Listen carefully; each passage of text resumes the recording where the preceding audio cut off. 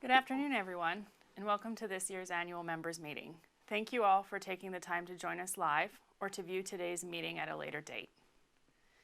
Today, you'll hear from me on council updates, our CEO, Wendy Dugas, on updates from the operational and financial side of our college, and finally, our registrar, Tim Ford, will update on all regulatory activities before we move into a panel question and answer session. We are again using the Pigeonhole platform for today's meeting. If you haven't already signed in, please go to pigeonhole.at and use the password IMPACT. Please feel free to submit your questions and vote for your questions throughout the afternoon's presentations.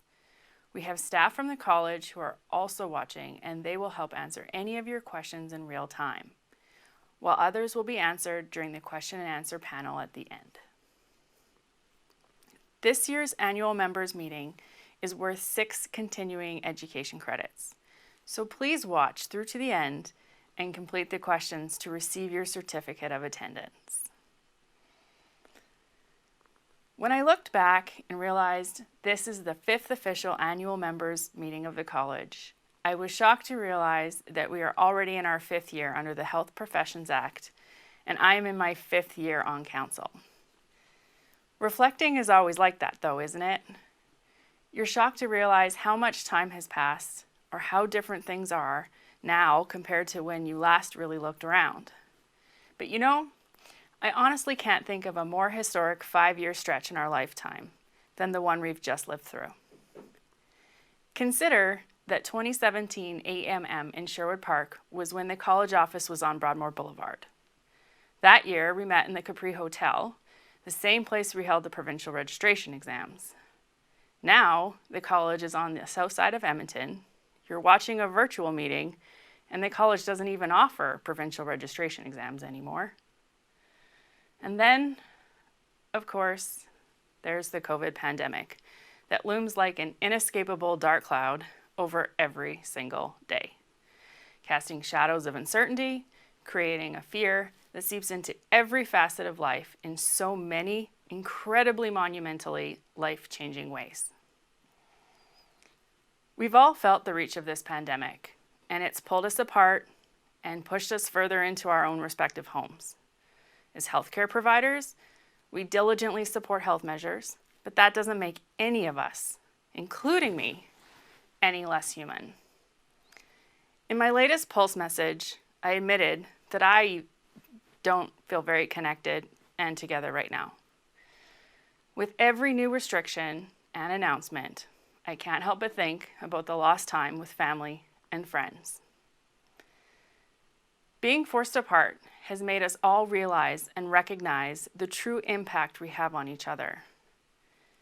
In my reflections, I also recognized the amazing resilience from every single person who has continued to find ways to stay in touch, stay safe, and remain connected to family, friends, and colleagues. Which is why, building on the redefined resilience we've all demonstrated, we chose the impact of togetherness for this year's AMM theme.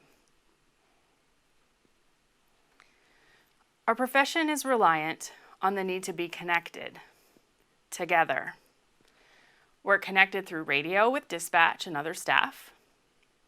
We're together with our partners in the field.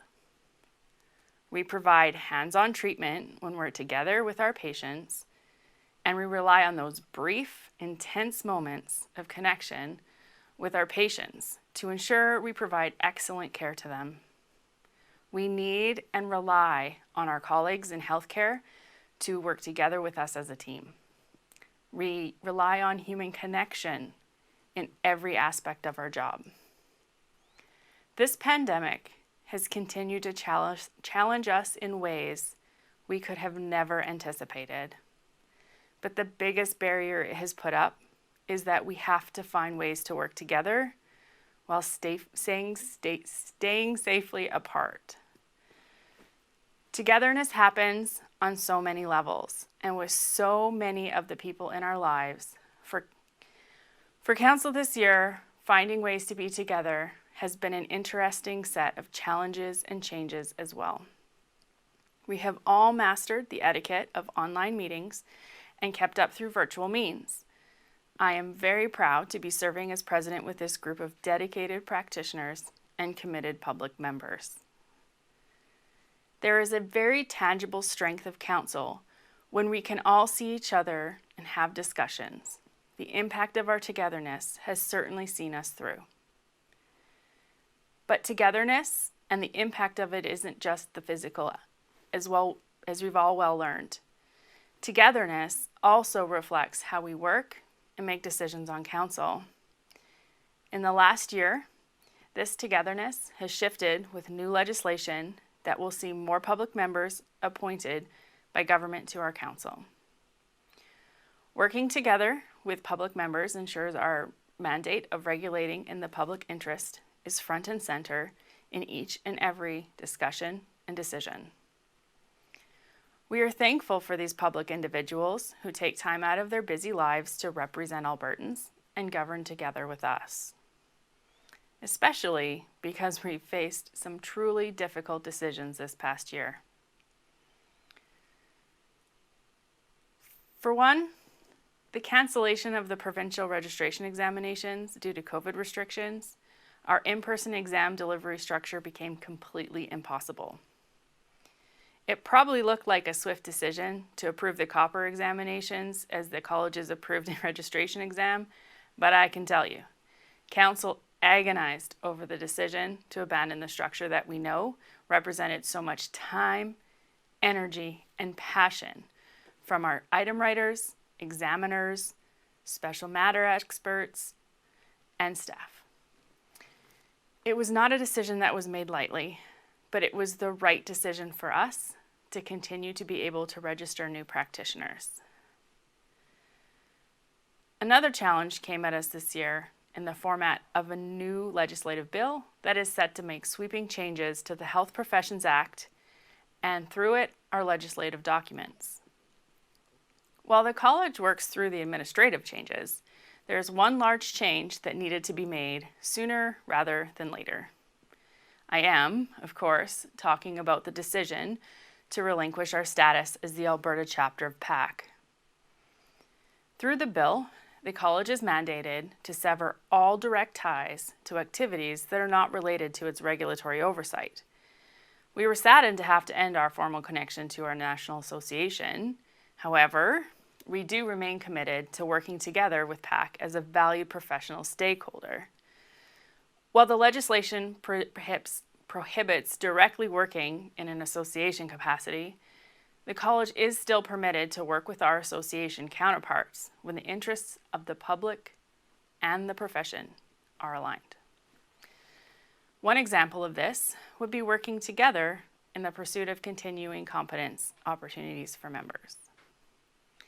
An unfortunate consequence of the college withdrawing from PAC was that regulated members no longer qualify for the Marsh liability insurance policy that I know many of you rely on to meet your regulatory requirements. Recognizing the incredible impact this shift would have on members, the decision was made to seek out an option for members to secure a group rate for liability insurance that does not require membership in an association. This was also a decision made after careful and thoughtful consideration. Council is very aware that traditionally liability insurance has been offered as a benefit of association membership. We were hesitant to get involved in this type of activity, but knowing that the options for a group rate on liability insurance was only accessible through association membership, we felt responsible for ensuring members had a non-association option to meet their liability insurance requirements without drastic costs and implications. Wendy will provide more information on this in her next in her CEO update. I'll close by saying again that while the future of the province and the world is still largely unknown, one element that remains consistent is how interconnected we all are. And I think it's safe to say that we have done an extraordinary job through the last 5 years of changes, as well as throughout this pandemic, of staying connected through the ups and downs, opens and closures, we have stuck together. Our impact in our families, our communities, and our workplaces is due to the togetherness that keeps us striving and working and never giving up. That's the impact of togetherness. I challenge you, when you have one of those days, like I know we all have, to recognize the impact of togetherness and keep finding ways to remain together in these times when we are physically apart. I still hope for a day on the horizon when we won't have to worry about distancing. And when that day comes, whether it is spent sharing a drink with friends, standing in a crowd of people, all belting out the same lyrics, or a small gesture of kindness with a stranger, we will all know and appreciate just how much those small moments together mean. Thank you again for joining us today for the college's 5th annual members meeting. I appreciate you taking the time to be part of the updates on our profession and the conversation about topics and questions that matter to us all. I look forward to continuing to serve you and our profession as President of Council, and I remain committed to prioritizing our togetherness. I'll now ask Wendy Dugas, the CEO of the college, to present her update on the college's activities. Thank you.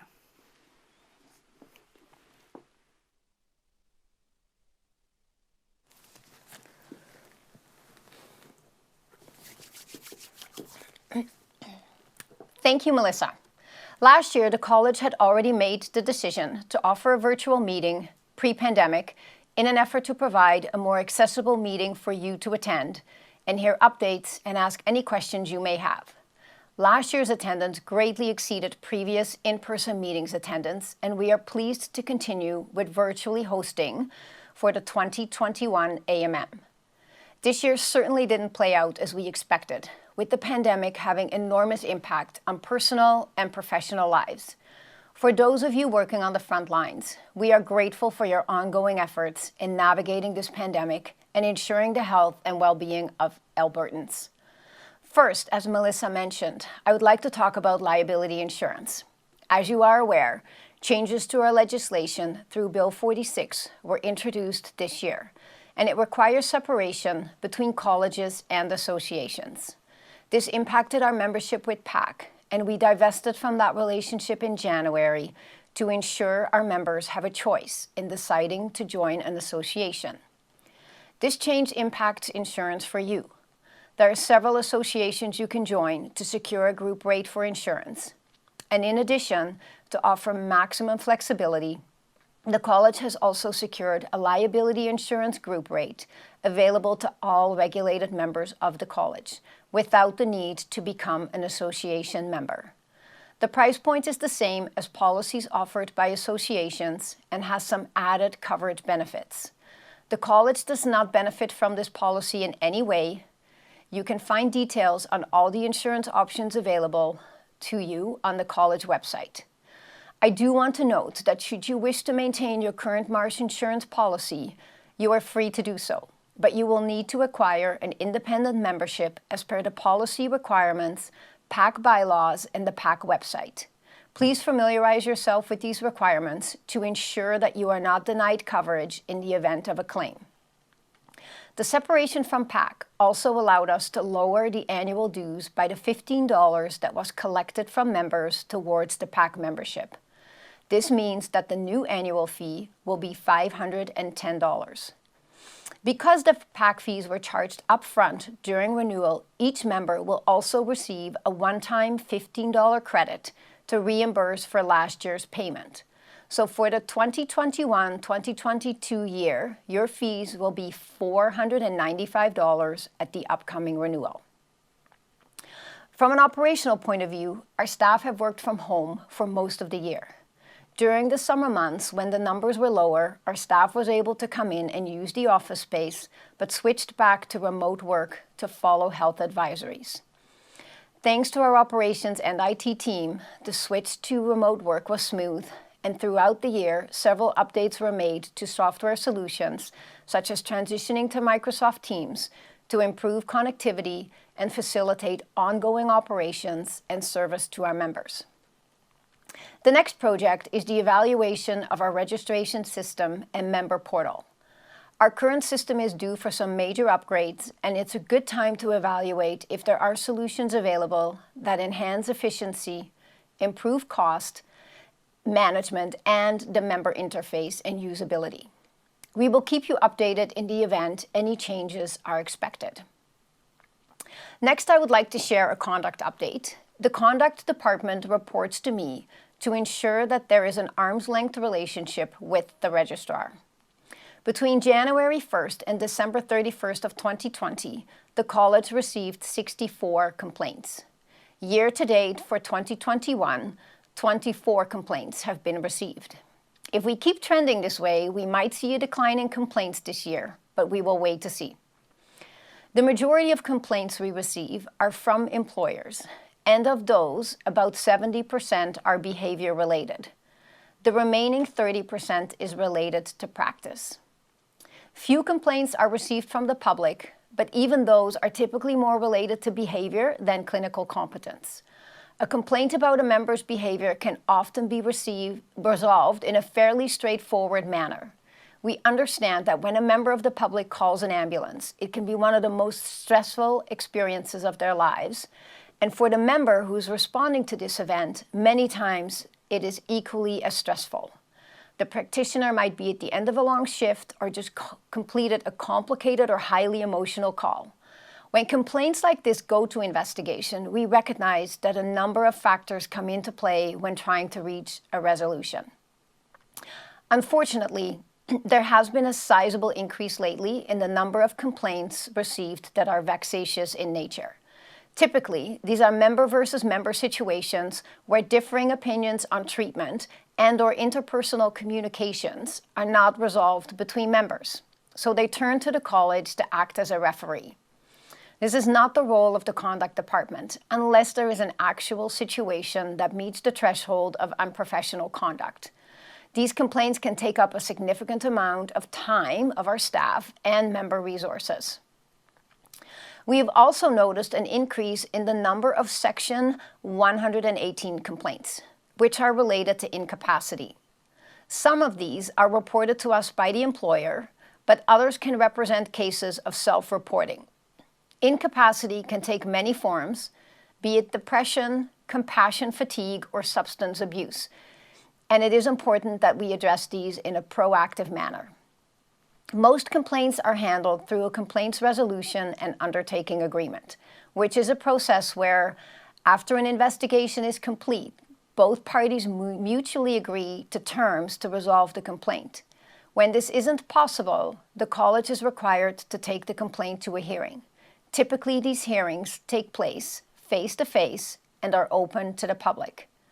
However, with the recent restrictions related to the pandemic, we have been forced to make adjustments to our processes, and this has led to some unfortunate delays. These hearings are important and can have significant consequences, so we want to ensure that all parties have the right to fair representation, which is why some of these delays have been unavoidable. Ideally, we work hard to ensure that a resolution to a complaint can be reached without the need for a costly hearing. But when this isn't possible, we must follow the process as it's laid out in the HPA to ensure that the public safety is maintained. Upcoming hearings and decisions can be found on the college's website. So moving on to finance. The 2020 fiscal year represents the full 12-month cycle for the college under the October 1st, September 30th membership year. The 2019 numbers presented in the audited financials were based on the 9-month transition year from January 1 to September 30, 2019. This difference should be kept in mind when comparing numbers. Going forward, future financials will all be 12-month cycles. In 2020, the college was able to continue its trend on its fiscal responsibility and end the year with an excess of revenue over expenses of $270,000. Originally, the college had planned a break-even budget for 2020, but was able to exceed this for a couple of reasons, including temporary staff vacancies, move towards online meetings and virtual collaborations requiring less travel and other meeting expenses, and some planned work and projects that were pushed into subsequent years due to COVID delays. The college continues to strive to operate as efficiently as possible and does not expect to return to a deficit position in the coming years. Over the past few years, the college has set a goal of a break-even budget. But for 2021, Council approved a budget with a surplus of expected around $200,000. This represents very tangibly the progress the organization has made over the last couple of years. The projected one-time income boost in 2021 is due to the sale of exam assets and some permanent cost savings going forward. Council will continue to review the budget and membership fees annually, but administration does not expect a change to this decreased fee over the next couple of years. Now that the college has settled into a place where it has turned around from its historical deficits, Council and administration will be working together to set standards for the reserve fund of the organization to ensure the college can maintain operations and cover unexpected costs or future financial obligations. This plan will assist administration to set annual budgets that fulfill the reserve fund balance to the required level over the next few years. Once the reserve fund's balance requirements are met, the organization will return to break-even budgeting. In order to strengthen our corporate oversight and governance structure, an Enterprise Risk Management Committee was formed in 2020. This committee has created a comprehensive risk management framework that will position our organization to be resilient and mitigate current and future risks. And lastly, I just want to touch on our communications efforts. With an ever-changing online landscape and different ways we are all accessing and consuming information now, the college has taken inventory of its communication platforms and is making some changes to how and where information is presented. In part, we are also carrying out these changes at the government's request to ensure information presented on college websites is clear and direct for the public, whose interest is our regulatory mandate. What this means for members is that you will see less content on the college's public website and instead will find more member-specific information when you log into the portal. We do recognize that this is not always easily accessed, though, so the college has been working with a local web developer to create a college informational app that can be added to any mobile device for quick access to in-demand information on topics like continuing competence and renewal requirements. Additionally, as we evaluate and implement an updated member database, we will also be looking to add functionality to the app that would let you be able to access your practice permit real time, and more on this will be announced in the coming months. 2 months ago, the college carried out the third biannual member satisfaction survey. Much like the 2017 and the 2019 survey, the focus of the 2021 questions was to get an understanding of member satisfaction with services and communication provided by the college, as well as looking at a few key areas for future planning. The survey was sent to all active practitioners at the time, and 2,610 members responded for an overall response rate of 31%. We are very pleased that this 30% response rate has been consistent for all 3 surveys conducted. Of those who responded, 17.98% were EMRs, 43.71% PCPs, and 38.31% were ACPs. 61.72% found renewal easy or very easy, 31.61% neither easy or difficult, and only 6.67% found it difficult or very difficult. 76.4% have read the standards of practice and the code of ethics, and 72.48% feel that they are adequately informed on the college's regulatory processes.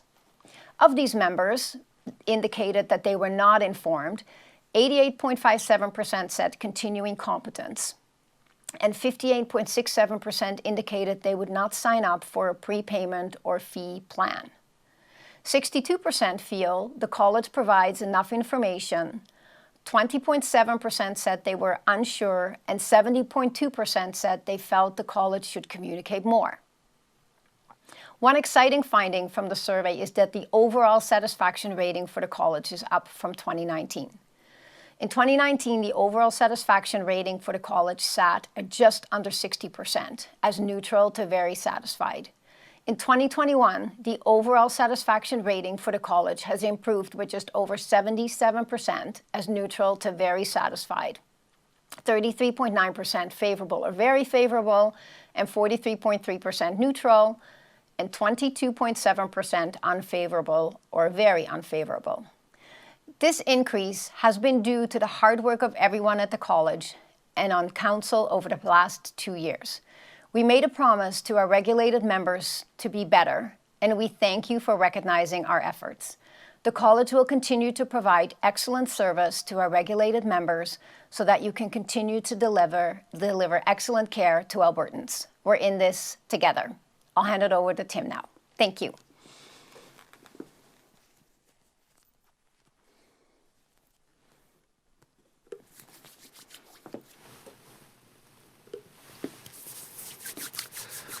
Thanks, Wendy.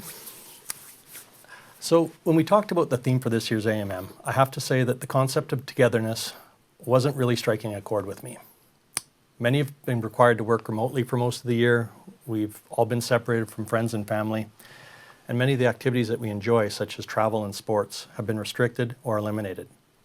Togetherness just didn't seem to capture the way I was feeling, and I suspect that each of you have been feeling and experiencing something similar. But as I got to thinking more about this, the fact that we were all going through this similar experience, dealing with an unfamiliar situation, and following restrictions that we might have never imagined, the fact that we're all doing this together at the same time, well, the theme started to make more sense. When you look at what each of us as individuals has endured and overcome, what we as a profession have faced and continue to face, and worldwide, what we as a global community have accomplished by discovering new ways of coming together to solve common issues, it's pretty inspiring. And the impact of that coming together has been incredible. I'm going to start, as I usually do, and give you an idea with where we sit as far as our membership numbers. As of May 1st, there are 2,952 ACPs, 4,176 PCPs, and 1,580 EMRs. With 2 more exams to be completed prior to the end of the year, I suspect we will once again finish just over the 9,000 mark, which would be consistent with the past 5 years. Last year, as we were starting to understand the full scope of this pandemic, we received a number of requests from government and employers, primarily concerned with how we would ensure that we were able to provide enough practitioners to meet the potential workforce demands. We responded by implementing a courtesy register, which provided an option for anyone who had recently retired or let their permits lapse to reapply for a practice permit and allow them to practice at their full scope for up to 6 months without having to pay a registration fee. This has been a successful program as it allowed a significant number of members to assist with testing, contact tracing, and other emergency medical services that Alberta continues to need during this pandemic. Another significant change we made in registration was to our provisional register. With the changes to the approved registration exam, the college took the opportunity to reconsider the requirements to be provisionally registered. Previously, when a new member had completed their education and wanted to write the entry to practice exam, they were required to become registered with the college on the provisional register.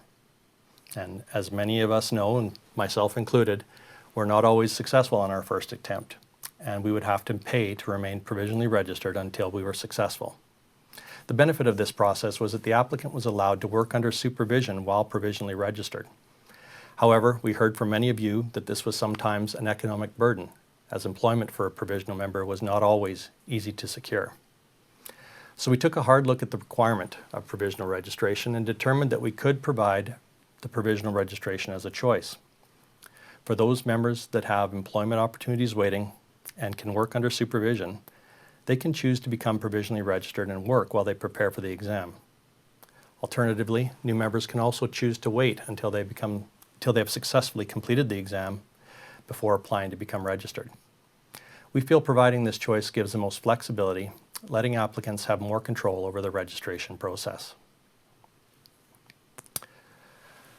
With all that was going on last year leading up to renewal, and as it was becoming more and more apparent that many courses, conferences, and training opportunities would have to be cancelled, the college made a decision to recognize the amount of learning opportunities that this pandemic had presented. Many of you were able to use this COVID experience as a means to fulfill your continuing competency requirements, allowing you to complete your renewals without facing a suspension or cancellation. Moving forward, we have returned to our approved continuing competence program this year. For those of you new to the program, the college requires that you achieve 60 credits per year to be eligible to renew. A minimum of 30 of these credits must be from approved continuing education, where you earn 3 credits for every hour of training. Any remaining credits can be gained either through more continuing education or through self-directed learning at a rate of 1 credit per hour. A large list of approved continuing education training opportunities can be found on our website, and we continue to update this as more and more courses, seminars, and conferences get approved. Many of these opportunities have moved to online solutions, and a number of new online learning programs have emerged to meet the growing demand for online continuing education.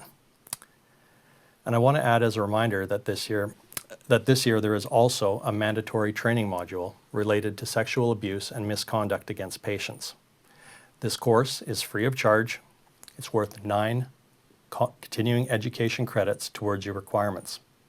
Add that to the 6 credits granted for today's AMM, and many of you will already have completed 50% of your CE requirements.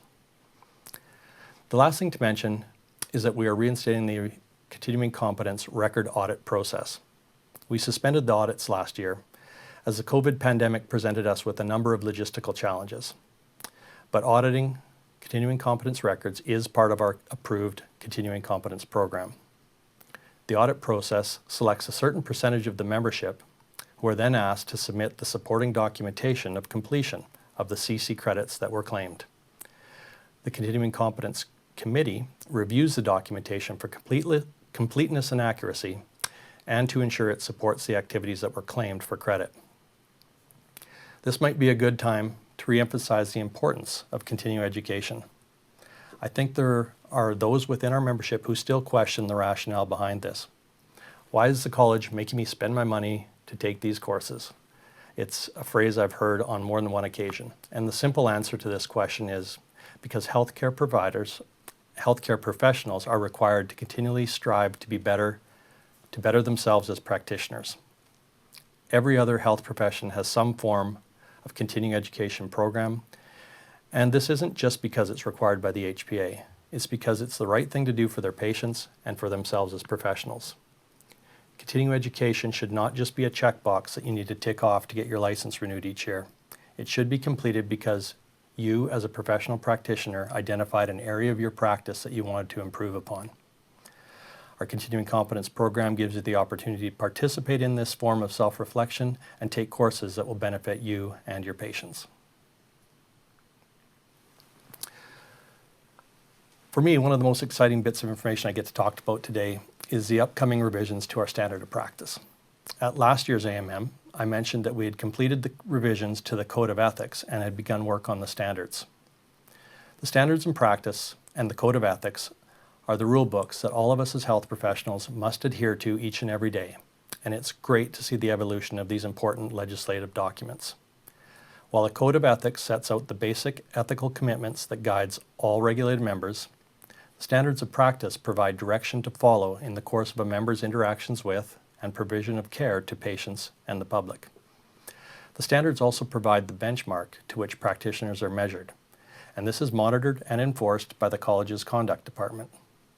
As members of a self-regulating profession, all paramedics and EMRs are personally responsible for adhering to both the code and the standards.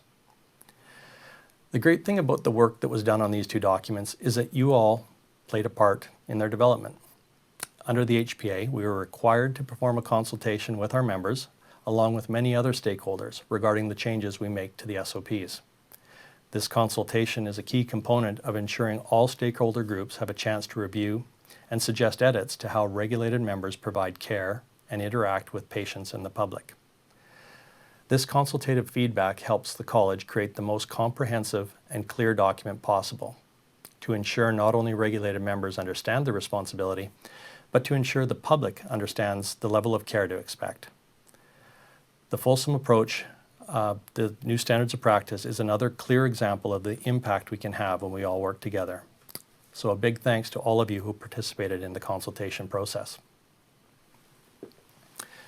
Moving on to education. This past year has been an active one for both our education department and our educational stakeholders. The challenges that the pandemic presented meant moving many classes to an online format. Lab days had to be adjusted to meet the changing restrictions on indoor gatherings, and many practicums were delayed. It has not been easy on our EMR and paramedic programs, but they have continued to meet the demand and have adapted their processes to align with the restrictions. To them, I would like to say, job well done. During the summer of 2020, we did a call for interest to the membership, looking for anyone who wanted to participate on the Paramedic Education Program Review Committee. This committee is tasked with reviewing existing and approved educational programs to ensure that the program approval is only granted to those educational institutions that meet or exceed Council's approved standards. Throughout the past year, we've also continued to hold our Educators Program Advisory Group meetings virtually, allowing the college to meet regularly with our educational partners. And this group has recently developed a pathway to introduce some new content to the PCP program. Starting in September of 2022, PCPs will be receiving training in IOs, core temperature monitoring, parenteral nutrition, and administration of some vaccines. Further, we'll be expanding training on venous blood draws, monitoring of PICC lines, Gravol, Benadryl, as well as some other over-the-counter oral medications. This will allow for PCPs to graduate with less restrictive conditions on their permit and perform more of the skills that were granted to them under the PPR. It also brings us in line with what other jurisdictions are allowing PCPs to do. And for those PCPs who've already graduated and are looking to take this training, we'll be working with educators and employers to ensure that this is an option. So just before I wrap up, I'd like to take this opportunity to remind everyone to keep an eye on their own mental health. This has been a stressful year, and we know that you are all frequently being pushed up to and past your limits. It's important to realize that this increased stress in your life, to recognize this increased stress in your lives and take proactive steps to maintain your mental health. I know that each one of us has likely struggled with these type of stressors at one point or another in our career, but too often we don't take action and seek out assistance. I think we are moving the needle in the right direction when it comes to removing the stigma related to mental health concerns. I see some members who are really driving the awareness on this topic, and I'd like to commend all of those who are behind these many initiatives. Please be aware that the college can provide you with access to mental health and wellness programs, and there are also resources that can be obtained through your employer, unions, and associations within the province. As we have mentioned, it's been quite a year. We've all found ourselves spending more time apart from others than we could have ever predicted, missing important events with friends and family, and facing restrictions that a couple of years ago would have been unimaginable. But because each of us is in this same situation, we've found ways to come together. Even today, we found a way to come together, even if just for a few hours, to participate in some discussion about the profession that we are all a part of. To each of you who have come here today to spend some time with us, I'd like to say thanks. And now I think we'll take some questions.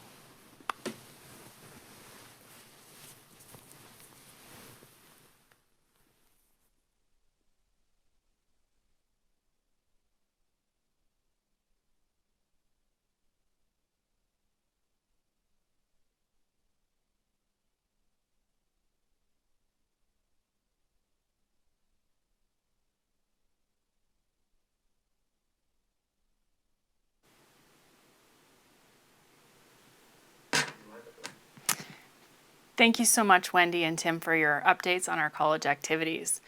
On behalf of Council, I thank you and the college staff for your hard work and dedication to our profession. I know the questions have been coming in as we have all been providing our updates, so I will now open our question and answer time. We will answer questions with the highest votes first, so please vote for your questions you want answered first.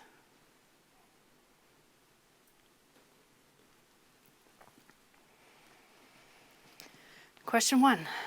A year has passed, so where are we in the progress of increased PCP education and scope of practice?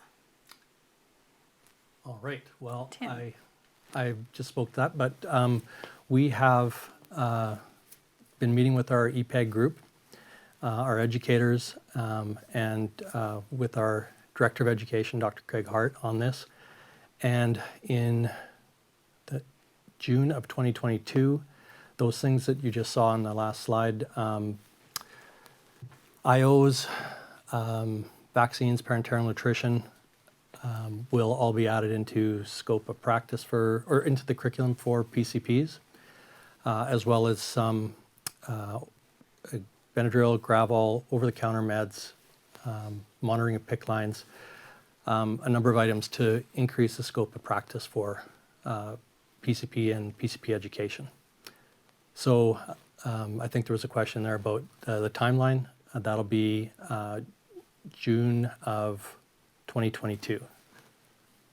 Thank you, Tim. Yep. Why are there not many approved courses that are free? This is from Anonymous. Tim, I'll let you start with that question. Sure. So there are some. This is one opportunity that is free. There are a number of free webinars, conferences, and that type of thing. As far as courses, education takes time and money to develop, and those that are providing and building the education need to be compensated for that. So, and if we were to do it, which we don't do our own education, it would cost us and to do it as well. So, I think the simple answer to that is education is it generally isn't free. Thank you, Tim. Is there any way that the college could add an area on the members area to add in copies of the certificates like the LPNs do? This would be very helpful when it comes to being audited. Wendy, I'm going to let this one over to you. Yeah, thank you for the question. That's a great question. We are, as I said in my update, we're looking at options for our member portal. We've had it for quite a number of years. It's due for a big update. So we are actually currently evaluating if we want to move to a new member portal and what is the most cost-efficient option, but also what is the best member interface. And uploading certificates is definitely part of the discussions that we're having and part of the evaluation process. One of the things that we're still investigating is how much storage space does that actually take, and do we have the ability to add that, and what does that mean from a cost perspective? If we are able to do it, we will let you know, of course, but just as it is in everything in life, you're still also always responsible for maintaining your own documents in any circumstance. Should there be something that went awry or whatever, you do still have the responsibility to produce the documents. So I'd always encourage you to keep them in a safe place as well. Thank you, Wendy. Can the college get organizational access to ahsems.com to help members gain resources for continuing competence courses? Not all of us work for AHS as paramedics. This question is from Russ. I'm with you on there, Russ. Tim? I think the quick and short answer is right now, no, we can't. Has there been discussions? Absolutely. But right now, we can't get that kind of access. So yeah, I think that's, keep optimistic, but it is another organization that has their content, and they have the right to do with it as they choose. So. And I can't answer that from an employer perspective.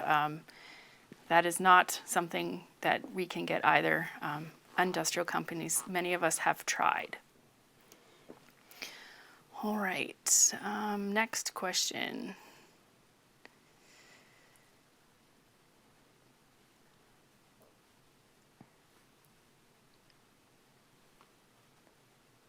Just waiting for it to pull up here.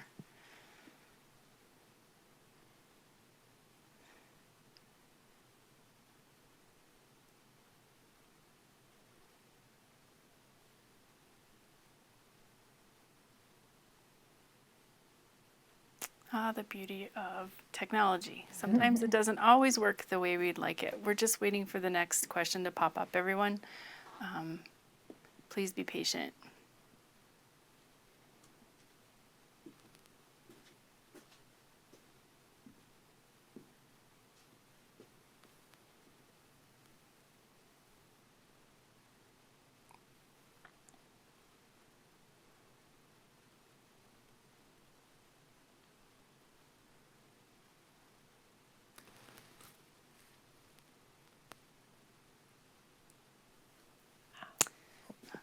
All right. Okay, I think we have one.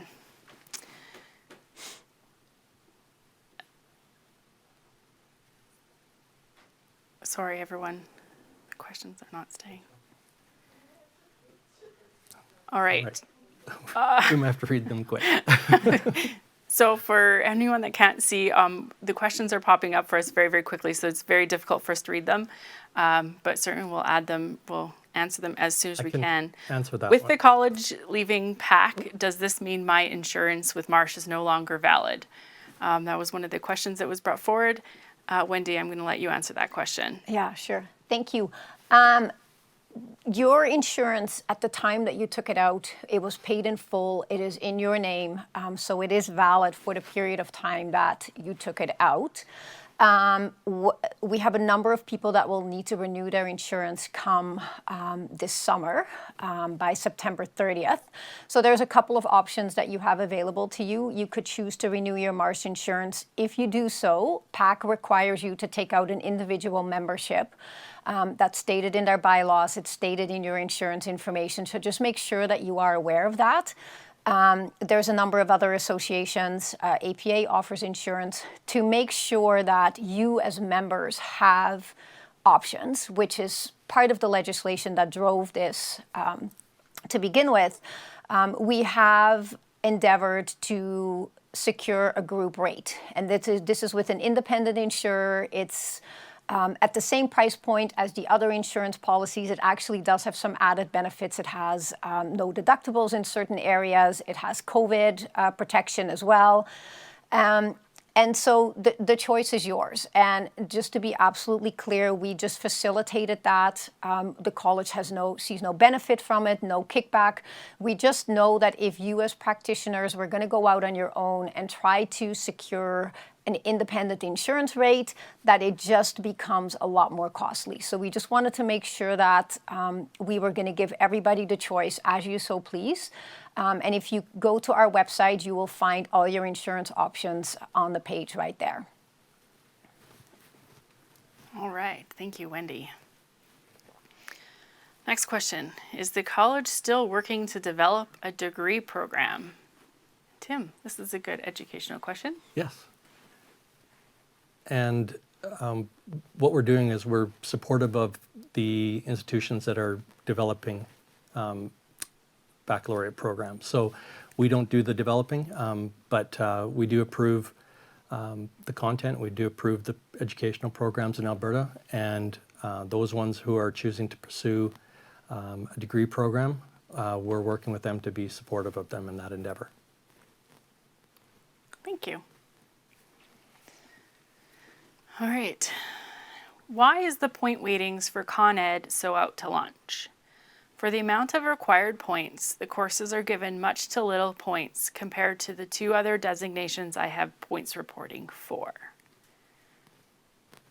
Tim. Yeah. So maybe this question could be better answered in hours. So as I just explained a few minutes ago, the way our Con Ed is structured, or continuing competence is structured, you could get all your Con Ed or continuing competence credits by taking Con Ed courses. You could do 20 hours of an approved Con Ed course and get all the credit requirements you need. So, or you could do break it down between Con Ed and self-directed, and it would take you about 40 hours. So really what you're looking at, when you talk about points, maybe if we referred to it as hours, the hourly requirements that you're that we expect practitioners to put in is between 20 and 40 hours of professional development. Thank you. What is the timeline to add medications to the PCP scope? Can we get a solid date, because it has been talked about for years now with no change? I'll answer this question because I believe Tim answered it earlier, both in his address and in an earlier question. The dates to have some changes to the PCP scope will be June of 2022. With PCP, BLS being the predominant level in Alberta, according to your numbers given by Tim, why does the college seem to only focus on the ALS advancement whilst Alberta BLS is severely lacking? Tim. Sure. Yeah, we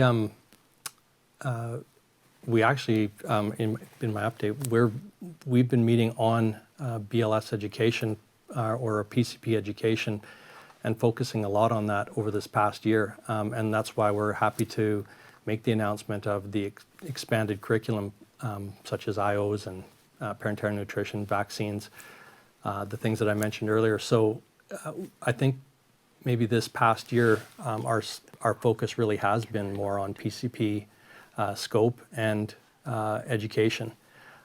It's an area that whoever the question person's name was, I missed that. As they suggested, it's been something we should have been focusing on for a while. We need to catch up to their provinces, and I think the steps we're taking this year are going to get us there. Thank you, Tim. All right. Can the college return to plastic member cards? I think I'll answer part of this question, if that's all right with the two of you. I don't think the college has ever actually had plastic member cards, at least not in the 21 years I've been a member. I know we've had some thicker waxy cards. I do know that in your member portal, you can check the box and you can have a card mailed to you. I don't believe it's a plastic card, but I do think it's a thicker card. You can also print it off as a PDF and have it laminated if you need. Right now, there is no plans on going to a plastic card, simply because it is renewed each year. With the college leaving PAC, we already answered that question. So I think that was the one we saw while we were getting a bit of a slideshow. Will updating our skills as a PCP be affordable, or will we have to pay hundreds of dollars per competency? Amber. That's a good question, Amber. I can answer that question by saying I honestly don't know. We're working with our educators to develop training programs that can be accessed by existing practitioners and with some of our employers. So what that is going to look like exactly, I can't tell you. As soon as we figure it out, we'll pass it along. Thanks, Tim. All right. Tim talked of increasing the PCP scope of practice. Is there any increase in the ACP scope of practice? Back over to you, Tim. Yeah, that's a great question, Daniel. Thanks. We are somewhat limited to what we can increase our scope to based on our paramedic profession regulation. There's a list of restricted activities in there that ACPs are allowed to perform. And the training that to accomplish all those needs to be in place. Pushing beyond that needs regulatory reform. So, and then for that, we'd need to be able to demonstrate a public need. So there are some areas that we can expand in, ultrasound, point-of-care ultrasound, that type of thing is granted to us under the PPR, but we know that's not in our current entry-level to practice curriculum for ACPs. So definitely it's an area we could look at improving up to what the PPR allows us to do. All right. Thank you, Tim. Sounds like the college will always have a few things that we need to continue working on. Yeah. All right. Insurance topic. Would be nice to differentiate between an in-scope versus an out-of-scope practitioner. Not everyone has the exact same insurance needs. It shouldn't be one-size-fits-all approach. Wendy. Sure. Thank you for the question. So I think it's important to clarify exactly what the role of liability insurance is. And for everybody that takes it out, it's intended as a secondary insurance. So your employer is actually the one that takes out liability insurance for any employees that are working for them. And your liability insurance through the college is kind of your secondary policy. It's almost like travel insurance in a sense. Like your normal benefits will cover any expenses first, and then if they don't, your travel insurance usually kicks in. And because there are group rates available, they are severely discounted. So in a way, it's more beneficial to group everybody together instead of negotiating separate insurance programs, because it would likely make it more expensive. So that's the best answer that I can give you on that. Thank you, Wendy. All right, next question. It's a big one, and I'm going to answer it. All right, good. Why is there no training provided by AHS to private industrial companies to keep up with the scope of practice changes? And why is industrial EMS consistently ignored? So, to the AHS perspective, it is not the responsibility of AHS to make sure that industrial companies are kept up to speed with the scope of practice. It is actually up to the employers to make sure they understand the scope of practice of each person that works for them and understands any changes, and make sure that everyone is trained and competent to be doing their jobs. AHS does have their protocols, but those are for AHS. Each industrial company can make their own protocols. And as far as industrial EMS being ignored, I can assure you it is not. It is something that is brought up at the table around council very, very often. It is something that I'm very passionate about, and is something that we discuss regularly. Different practice settings get discussed at our table, whether it be in the hospital, in the ambulance, industrial, clinic settings. There's a lot of different things that are being discussed, and how we can make sure competence, education, and our licensure is affected for all levels of care and all types of industry. Anything to add, Tim? I think that covered it. That was Wendy? All right. Is there a timeline for critical care paramedics in Alberta? Tim? So this is one I could probably go on and on about, but I'm gonna say right now, no, there's not a timeline, because there isn't. Currently, our paramedic professions regulation, the PPR, doesn't have the critical care paramedic recognized as a designation. It is a protected title, but that title is really nothing more than it references the designation. So I could really go down the rabbit hole on this one, but really, what are the skills that we're looking for critical care paramedic? And are there skills in there that aren't currently covered under the restrict activities granted to ACPs? And is there a public need for it? And if there is, then super. Let's get that in front of in front of government, and let's get that designation put together. But right now, it requires a change to our PPR, and getting regulations changed is a very involved process, and it's out of our hands. There's colleges that have been waiting years to get their regs changed. So is there, yeah, that's the long answer to no, there's no timeline. Okay, thanks, Tim. It is something that gets discussed at the council table regularly as well. There's a lot of passion around that particular topic. What is being done for updating the member portal? It is not very intuitive, confusing to navigate, and updating continuing competence credit does not always save the first time. I think I'll answer this one, give you guys a break, because I think both Wendy and Tim discussed it again in their addresses. There are plans on doing a complete review of our member portal and seeing which program will be best suited to us. There's some upgrades that could be done to our current portal, or is it best for us to move to a different one? So those are all things that they're investigating and looking into, and we'll be providing updates as we get them. So we do hear you. We know there's some changes and some updates that would definitely benefit all of us. With the EMR scope and training advancing, I'm also wondering, when will the EMR scope get more advanced training such as IV maintenance like in BC, or being able to do more advanced airways? And this is a question from Tanya. Tim. All right. Similar to, thanks for the question, Tanya. Similar to critical care or the scope of an ACP, the scope of an EMR is also dictated by our regulations. So the restricted activities that an EMR can do, such as, let's take the example of an advanced airway or intubation, that type of thing being granted to EMRs. It would have to be a restricted activity that gets inserted into Section 16 of our PCR, which describes all the activities that each designation can do. So is there a plan to expand the scope of an EMR? No, really there's not.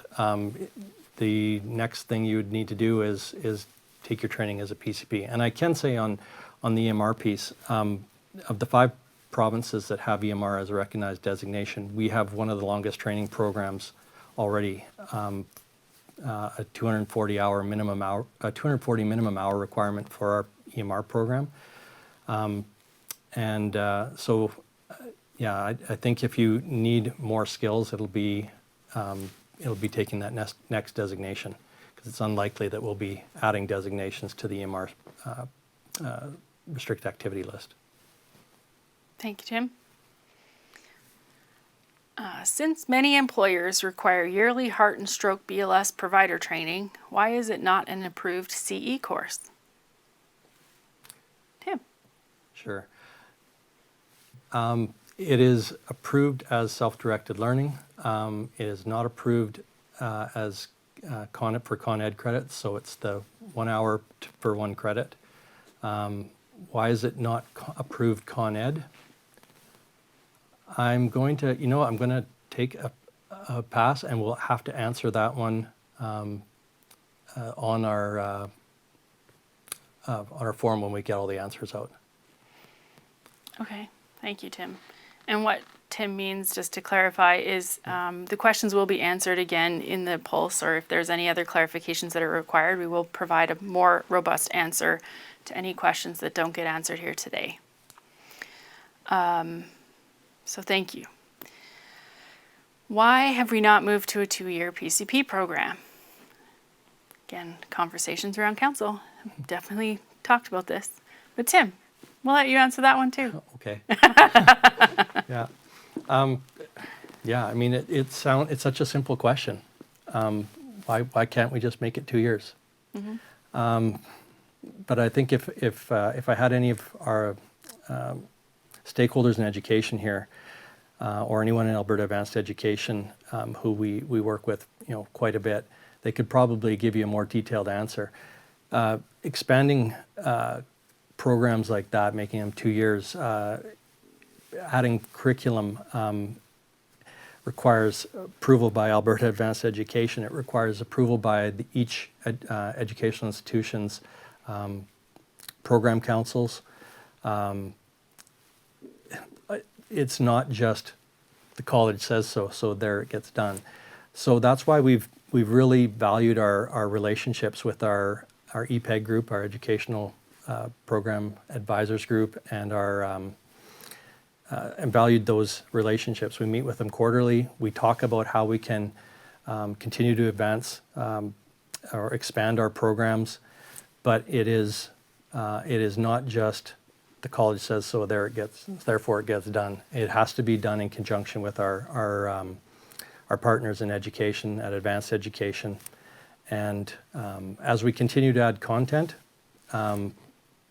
and like we have in this past year, what we expect to roll out in 2022, perhaps the educators and Advanced Education will determine that these programs do need to be longer so they can get all the content in.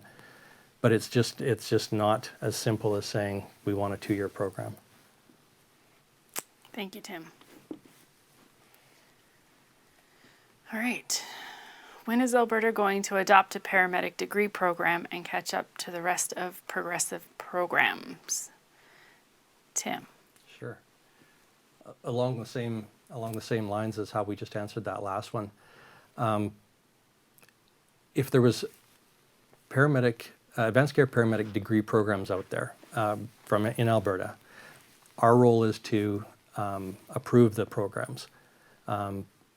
So if we were to get a submission from an educational institution that wants to offer a degree program, they submit it to us. Our PPART committee reviews those and approves them. So when I think the word was adopt, I think what we would do is we'd approve a program once the submission comes into us, or our committee would review the program and approve it once we get the submission. But again, it's not the college tells these education institutions to do a degree program and they do it. We work with them, we sit down with them with advanced education, what their needs are, what their curriculum content should be, and we try and develop a pathway together. So I think that's the best way I can answer that. Yes, and to add to Tim's point, we're very committed to a degree program or degree programs in Alberta. We just want it to be done in a way that it's collaborative. Yeah. All right.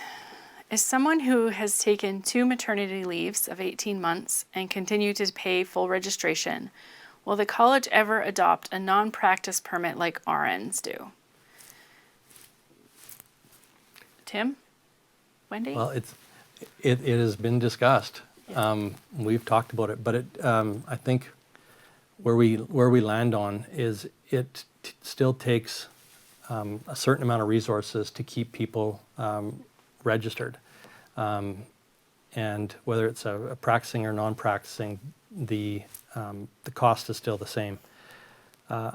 So to that end, I can just say it's been discussed, but it's not something we're moving towards right now. Thank you, Tim. All right. This question I'm going to preface with, we'll probably have to answer some of it in a more robust fashion. I definitely think this is a good question to be answered in the Pulse, but I think we can all kind of take a bit of a crack at it. With a pulse on the profession globally, where do you see the profession in 5 and 10 years, specifically in terms of technology, interdisciplinary team integration, research, and practice? And that's from Brian. That's a great question. It is. Wow. I mean, that's part of the reason why we're really focusing on working with our strategic goals and plans and our vision to make sure that we can see where the profession is going and making sure that we're doing things down the right path and for the right reasons. Tim, what are your thoughts on that? That was a great question, Brian. So you touched on a couple pieces there. So technology. I know there's a number of organizations that are working with virtual reality as a means of evaluation or competency assessments. That's in its infancy. I was lucky enough to be able to sit in on a few demonstrations of these. The steps that have been made over the last few years have been tremendous, and I see there's a potential means there using technology as a means of competency assessment. Interdisciplinary integration. Mm-hmm. That one I might have to answer after giving it more thought.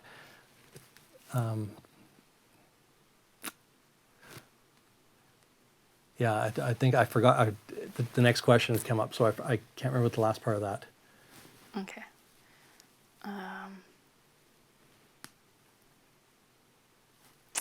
Wendy, do you have anything to add to that? No, not really. I think we're very committed organizationally and council strategically to keep progressing and developing as an organization. So that means on the practitioner side, but also on the operational side, and that's kind of been the driving force, I think, ever since I came on board and Tim came on board, and with the leadership that we see on council. And we always want to do better. And one of the avenues that we try to look at really carefully is the member survey. So we just came out in May, and we're going to be looking at all of the responses in our June council meeting. And so I want to encourage everybody to keep giving us your feedback. There's lots of ways to do it. And like Tim said, we're engaging with a number of organizations that are on that path as well. I think research was the other piece of that, Tim. Right. And like I said, perhaps if you can give us a few weeks or a week or two, or I think the pulse comes out shortly-ish. Yeah. Can I answer about the research? Because there's quite a bit being done over the last few years as far as research goes. And I know that AHS has their research day that's open to, in fact, I think they sold it out. But there's lots being done right now in research within the field of paramedicine, and I think that that's great. It's compared to even 5 years ago. So if I extrapolate out that question, Brian's question, 5 to 10 years, if we even just do that kind of an advance, there's going to be, I think, a lot being done in research in paramedicine that'll help guide things like required competencies and skills and what each designation can and can't do, and maybe even that would lead to some sort of harmonization across the country where, from jurisdiction to jurisdiction is a paramedic is a paramedic is a paramedic. So I'd like to see that the research take us down that path where we, I think that would be great. Mm-hmm. All right. When will the college consider requiring ACPs to be degree holders? Maybe we can get program development if it becomes required. Tim. That's from Kevin again. So, so obviously it's it's an important question, Kevin. But we also have to consider what we have jurisdiction over, and can we make this a requirement? I'm going back to that statement I made earlier. We can't just put our foot down and say this is how it's going to be. We have to work collaboratively with Alberta Advanced Education, the Minister of Health, all the educational institutions to get this moving forward. So you're right. If we were just to could just put our foot down and say you do it, maybe we could, but we just don't have that kind of jurisdiction or authority, and I really don't know if that's the right way to go about it either. Okay. I have appealed to the college at least twice, inquiring about getting CE credits automatically applied to courses that have CME granted by other agencies like the American College of Physicians. I think the question Kevin is asking is there not a way to do this, or does each one have to be applied for? So, for CE credits that we don't currently have on our list, if you go on our website, you'll notice that there's I think it's about 9 pages of approved Con Ed content, and but that's not everything. I mean, there's so much education out there, and it's difficult for us to have to know of everyone, to have access to everyone. So I think if our members submit these into us, ideally we have the program submit in, but having our members even make us aware of it gives us the ability to be aware of more of these courses. So specifically to the requirements that Kevin brought up there, I would have to answer that one on a very specific, once I get some access to information from our Con Ed department. Mm-hmm. Thank you. Why is there such variability between programs? A PCP education from a 1-year program far exceeds that of a 4-month program. We need consistency to mitigate practitioner frustrations. Yeah, I would agree. You're right. And that's why we meet with our educators to try and we're trying to get there so that there is more consistency. So I would agree with whoever submitted that question.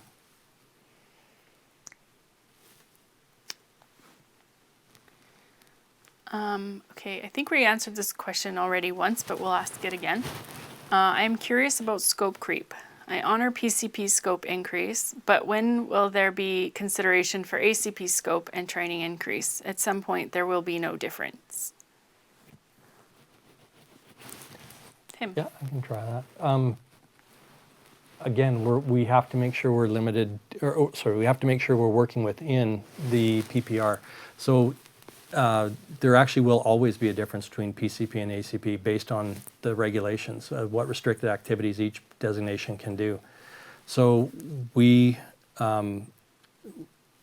a lot of restricted activities in the current PCP designation that education wasn't there for, and we're getting that education caught up. But it'll never be caught up to that of an ACP because the PPR and the restricted activities granted to each designation are very specific.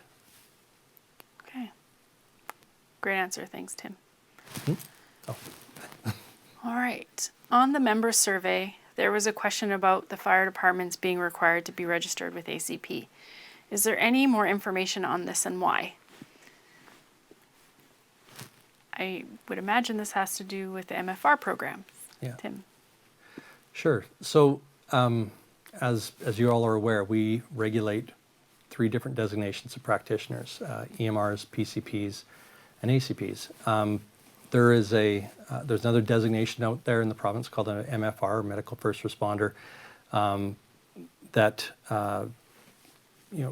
is performing some of the is performing similar role to that of an EMR. And so the question was asked, I can't remember exactly what the phrasing was, but do the members feel that this should be regulated?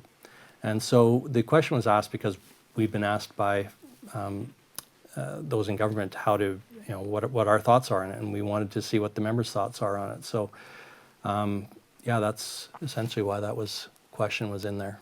Mm-hmm. Thank you, Tim. Are there any plans to evaluate the clinical competency of newly registered members to bridge the gap not assessed by the copper exam? That's another Tim question. Sure. And again, there's a quick answer to this, and right now the answer is no. The approved entry to practice exam is the copper exam. The copper exam itself is a written exam. There is always interest from a number of jurisdictions about clinical competency evaluations, but right now the approved entry to practice exam is the copper exam, and right now it's just a written exam. Thank you, Tim. As the college is the one who approves programs, why are you approving 4-month PCP programs then? Tim? That's a great question. Because we have set out certain guidelines for these programs to meet, and timelines isn't one of them. So our educational review committee is going through all the programs that we currently have. They were formed, I think in my update I said we did a call for interest for them out in the summer of 2020. That group has been, in January, started the very first reviews of existing educational programs, and we'll continue to review all of them and make sure that they meet what our current requirements are. And if we find that there are some that are lacking, and if it is based on an hourly, where they're lacking content, that'll be addressed through that committee. Thank you, Tim. All right. I would like to refresh some skills without fear of judgment at future ACP workshop sessions and to also earn credits. Will ACP make that possible? Tim? You can try that. So developing ACP workshop sessions or ACOP ACOP working sessions. Yeah, well, we don't have that currently. We don't have workshops. So if you wanted to develop that, it would take, we'd have to bring in staff to do it. We'd have to rent facilities, get equipment, and it comes at a cost. Right now, we're trying to be fiscally responsible, and we're working at a break-even budget. I'm not sure if that is in the budget for bringing in staff and equipment and resources to put on workshops. So it's also not really the mandate of the college. Thank you, Tim. All right. Can the college put a document that clearly outlines what each designated level can do, other than saying refer to the NCOPs? Tim? That's one that is going to require a complicated answer. Not a complicated answer, but I think it deserves a lengthy answer. So whoever submitted that, the answer to that needs to be well thought out, and I'd like to address it that way. It is something that's been discussed a lot, so stay tuned for that answer. There may be no plans now, but along with the 5 to 10 year question, is there any hope for national registration? If so, is moving Alberta away from PAC a step away from this? Tim. I can give that one a go, and then you can add in. Sure. So, is there any hope for national registration? I think that's a great question. And what that means is we have to have greater harmonization between the provinces, not just with our education, but with our registration practices. As you may or may not know, not every province has a self-regulatory body. Some are regulated by government agencies. I think it's 7 and 3 right now, 7 self-regulated colleges and 6 and 4. But so until we get some sort of harmony on a national level, a national registration is not entirely likely. It's going to take some time, but I think it's a goal we should be shooting for. And I don't think stepping away from PAC has any impact on that. PAC is an association. That is a national registration is strictly a regulatory function. And so I don't think any movement away from PAC will affect that. Agreed. That's what I would have said about PAC. The PAC is an associated regulatory body, and that's part of the reason why the new bill came through, just to make sure that our focus is on our regulatory functions. So certainly our focus will be on making sure that we're doing the right things for Alberta paramedics. Okay, next question. Make it possible to earn credits with research assignments as in years before, or online quizzes. Will you do that? Tim? That would be a good question for our Continuing Competence Committee. As you all may know, there's a number of regulated members that sit on our Continuing Competence Committee that sort of oversee our Continuing Competence program. Research assignments, I'm not sure that falls within the parameters of the Continuing Competence program. And then online quizzes, that's a little vague, but there's a number of online programs that are approved for Con Ed. So, but research assignments have to be something probably posed to the Continuing Competence Committee. Okay, thank you, Tim. All right, and just to talk about the different committees just real quick. Anyone can apply to be a member of a committee as long as you are a member in good standing. So please, if you want to be more involved in the college, please reach out to us and see how you can be a part of our great team. All right, provided that COVID is over, will next year's meeting be in person or will it stay online? And I can take a crack at this question, and the answer is it will likely stay online. So one of the things that we did last year is we actually made the decision prior to COVID to move the AMM to a virtual platform. This was because we heard what a lot of members were saying is that they can't get to Edmonton or Calgary or Red Deer because they're working, but they want to be involved, they want to hear what we have to say, and they miss out. So we took the opportunity to try a virtual platform last year to see if we could get increased viewership, increased involvement, and be able to give everyone the opportunity to ask questions and learn more about the college. And that seemed to work very, very well. Last year we had a very strong viewership, and this year I believe we have a significant number of registrants for the AMM. So I think the plan is to stay virtual and make sure that we have the ability to communicate with everyone, whether it's through Pigeonhole or other means. We're always looking for opportunities to change and improve every year. So certainly if you guys have ideas, please reach out to the college and let them know. But I do think that we will keep this in a virtual platform because we get to reach everyone in the province. Someone in High Prairie or may not be able to come up here, and same with High Level or McMurray, etc. All right. Other professions such as police require a mental health evaluation prior to training. As this is a mentally challenging profession, has the college thought of this step and to stop hero complexes? Whew. Heavy question. Yeah. Tim. Yeah, this is a great question, whoever asked it. And yes, we have been discussing this over the past 3 or 4 EPAG meetings, so almost a year about this. Is there a way to do some sort of mental health screening or prior to gaining access to education? And again, the answer is it's a bit complex, but because there are certain rules that educators have to follow.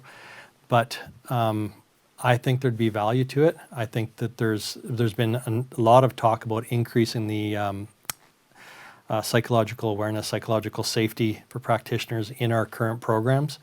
And the talk, I hope it'll lead to a more significant portion of curriculum being taken up by mental health awareness issues. All right, I think we only have time for one more question. Can a more in-depth report for finances of the college be transparent to members? Any plans to reduce registration fees or non-practice be introduced of $50 like Saskatchewan? Can you provide a fee matrix? So I will hand this over to Wendy, but before I do want to say that our financial information is available in our annual report that is on the college's website.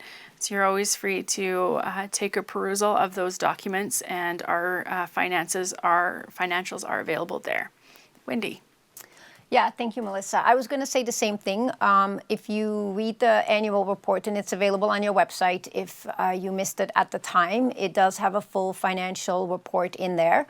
We also sent an email in the fall after our annual audit took place to update members on the financial position of the college. If you have any other questions, please feel free to send me an email. My email address is on the website as well, and I'll be happy to answer any other questions. And I think we already talked about the non-practicing fee. Same as with the maternity leave. I think those are all things that are on our radar as to, how can we improve service to our members. We have to take them one step at a time.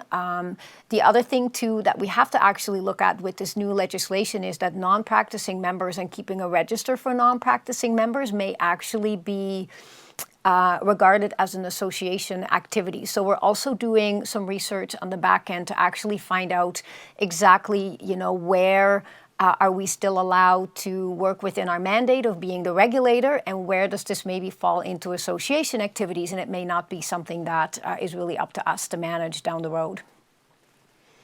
Okay, thank you, Wendy. All right, we have come to the end of our scheduled time for this year's AMM and want to be respectful of your time. We know you are all very busy. Any questions we were not able to answer today will be answered in an upcoming issue of The Pulse and then will be posted online. Thank you to the college staff who have also been answering questions as they've been posted. Before you exit the presentations, make sure you answer the questions at the end of the broadcast to receive your certificate of attendance for your CC credits.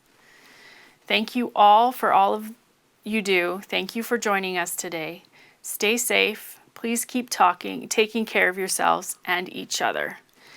Pigeonhole will remain open for the next little while if you have any further questions. Thank you and have a great day.